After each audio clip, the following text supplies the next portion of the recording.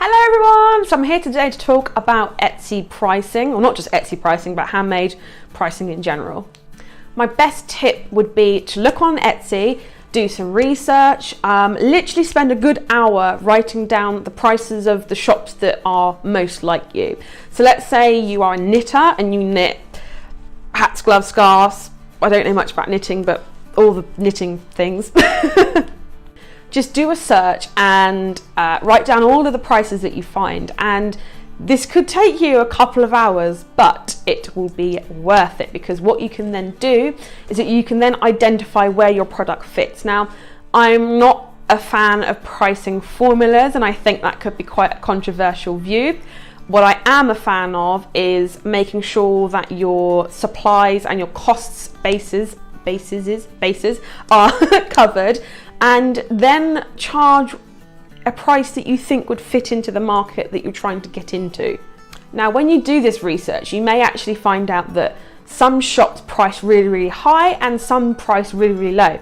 Now, as for the ones that price really low, don't think that you have to undercut them. And if you're going to, or if you're even thinking about undercutting a hand knitted scarf for £15, don't do it, because Etsy is not the place to compete on price. If you want to do that, go and sell on eBay, go and sell on Amazon, go and sell on all the other marketplaces out there that compete on price. That person that charges £15 for a handmade scarf that takes them 2.5 hours could just be hobbyists, could just be someone that wants to be able to sell the scarf just to buy more wool to knit some more. So don't think that you have to undercut them, and especially don't if you want to make a business.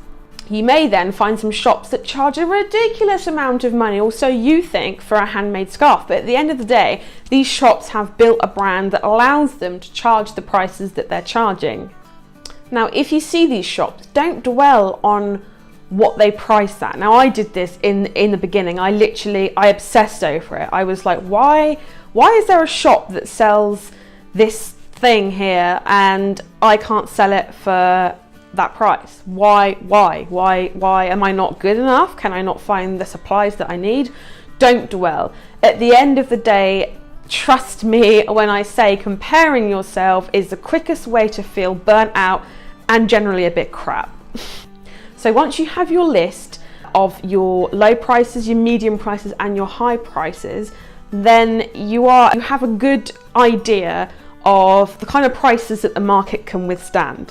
Now, the biggest thing here is to know your costs. You have to know how much, so again, going back to the knitted scarf example, you have to know how much your needles cost, how much your yarn costs, how much postage costs. You have to know the Etsy fees. You have to know everything. You must write down, and you must be honest with yourself about. Again, in the beginning, I didn't necessarily do this, and I ended up undercharging for the first 3 to 4 months. I was so excited to have a shop that was making sales, and I was scared to look at how much things were actually costing me and to raise my prices in case sales dropped. Actually, what happens is, in fact, that if you charge too low, people actually start asking questions. You know, have you ever been to somewhere and you found, let's say you want to buy a new phone, let's say it's the new iPhone, okay? Now, let's say that iPhone is in a shop for £150. You would sit there and think, why is that phone that price? There must be something wrong with it. It must be a fake, it must not be genuine, that shop's crap, I'm gonna walk away.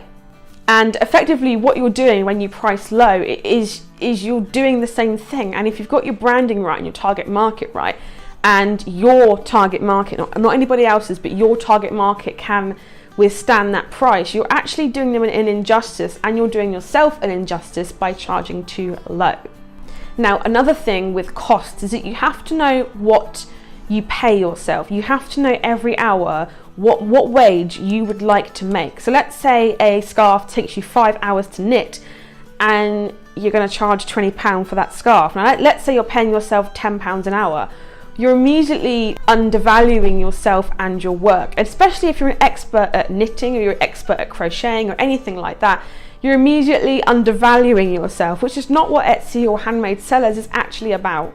I'm here to tell you that you can make a very good living and a very fair living making what you love to make. And if you get customers that message you and say, hey, this is too expensive, can I have a discount? At the end of the day, they're not your target market. So let's say we've discovered that the costs of making this scarf, that's imaginary, but it's here, is £25. Now, if you're saying, oh great, I can charge £35, no. The most important thing is to go back to your list and look at the kind of pricing that your market can actually withstand. My advice for you here is not to look at formulas and sums and things, but is to actually take a look at your shop or your brand as a whole. Now, do you want to run sales? How do you want to play it? Because sales on Etsy, they can be like a game at times, and especially with the introduction of the sale ability on Etsy, where actually when people search, they can limit the searches by items that are on sale. So what you might want to do is to price 10% higher, so you can always have a 10% sale running. Now, I know that's going to be quite a controversial thing to say, and I'll go into it in other videos if you would like, but my advice would literally just be to make sure you have wiggle room for either pricing errors, for posting errors. You know, let's say that you think a parcel costs £3.50 to post and it actually costs you £7.